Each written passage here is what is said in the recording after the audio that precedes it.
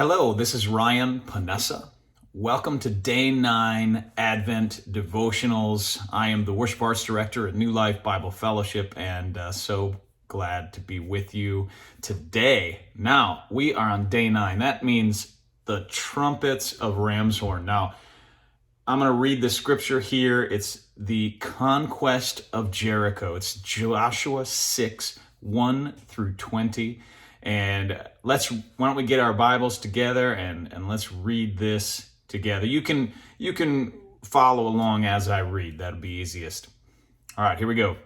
Now, Jericho, a fortified city with high walls, was tightly closed because of the people's fear of the sons of Israel. No one went out or came in. The Lord said to Joshua, "See, I have given Jericho into your hand, with its king and the mighty warriors. Now you shall march around the city, all of the men of war, circling the city at once. You shall do this once each day for 6 days. Also 7 priests shall carry 7 trumpets made of ram's horn ahead of the ark. Then on the 7th day you shall march around the city 7 times, and the priests shall blow the trumpets. When they make a long blast with the ram's horn, and when you hear the sound of the trumpet, all the people shall cry out with a great shout, a battle cry, and the wall of the city will fall down in its place, and the people shall go up, each man going straight ahead, climbing over the rubble." So Joshua the son of Nun called for the priests and said to them, "Take up the ark of the covenant, and have 7 priests carry 7 trumpets made of ram's horns ahead of the ark of the Lord." He said to the people, "Go forward, march around the city, and let the armed men go ahead of the ark of the Lord." And it was so, that when Joshua had spoken to the people, the 7 priests carrying the 7 trumpets made of ram's horn went on before the Lord and blew the trumpets. Then the ark of the covenant of the Lord went behind them. The armed men went in front of the priests who blew the trumpets, and the rear guard came after the ark, while the priests continued to blow the trumpets. But Joshua commanded the people, "You shall not shout the battle cry, nor let your voice be heard, nor let a word come out of your mouth until the day I tell you to shout. Then you shall shout." So Joshua and the ark of the Lord taken around the city on the first day, circling it once. Then they came back into the camp and spent the night in the camp. Now, okay, let's take a moment. I was just thinking of something, so I apologize for the pause. But how many of you have ever played the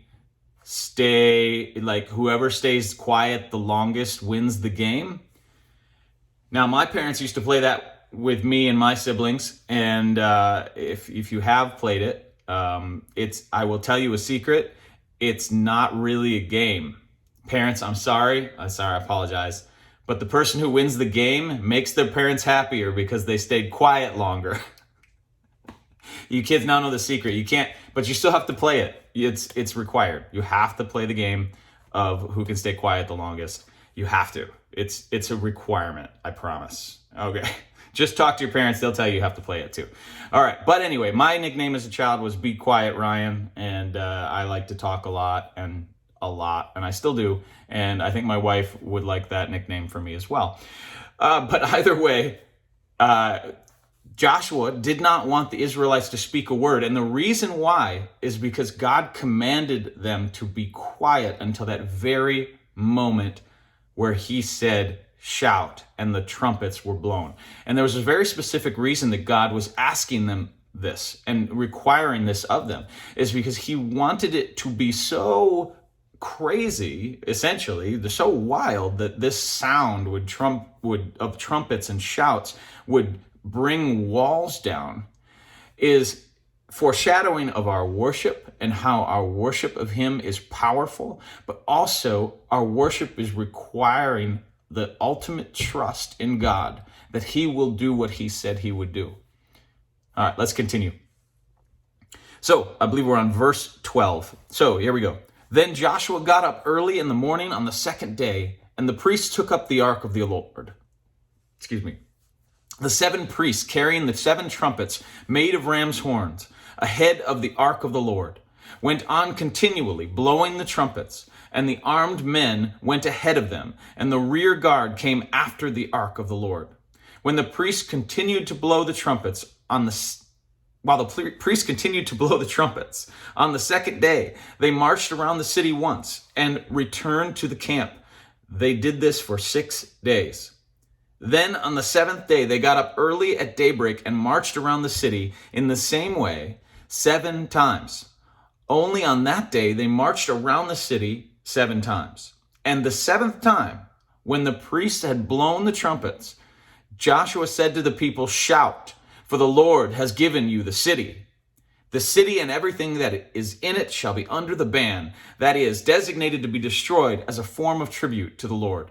Only Rahab the prostitute and all the people who are with her in her house shall be allowed to live, because she hid and protected the messengers, scouts, whom we sent. But as for you, keep yourselves away from the things under the ban which are to be destroyed, so that you do not covet them, and take some of the things under the ban for personal gain, and put the camp of Israel under the ban, doomed to destruction, and bring disaster upon it. All the silver and gold and articles of bronze and iron are holy and consecrated to the Lord. They shall go into the treasury of the Lord." So the people shouted the battle cry, and the priests blew the trumpets. When the people heard the sound of the trumpet, they raised a great shout, and the wall of Jericho fell down, so that the sons of Israel went up into the city, every man straight ahead, climbing over the rubble, and they overthrew the city. Now, that's a pretty powerful picture of the arm of the Lord, the strong hand of God. What's pretty incredible is that not only were they required to shout and to follow these particular instructions, but God also said, don't take anything I've designated for myself and designated to be destroyed. And it was very difficult for the Israelites to understand this. In many cases, they actually did disobey this law. Not in this particular case that I know of, but there were other specific times where this stuff was scheduled to be destroyed, and one person would take and steal from God in that way. And that brought destruction upon him and his entire family. And so this level of trust that we have for God, well, why can't I? Isn't this a good thing for me to take care of my family, to take this stuff? It's never a good thing to disobey what the Lord has told you to do. And it's never a good thing to be stealing what belongs to someone else. And that is a very, very important lesson to remember.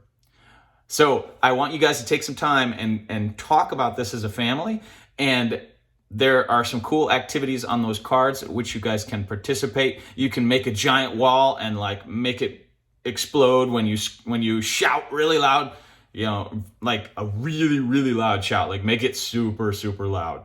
Okay, because otherwise the wall won't fund out. So you gotta do it that way. All right.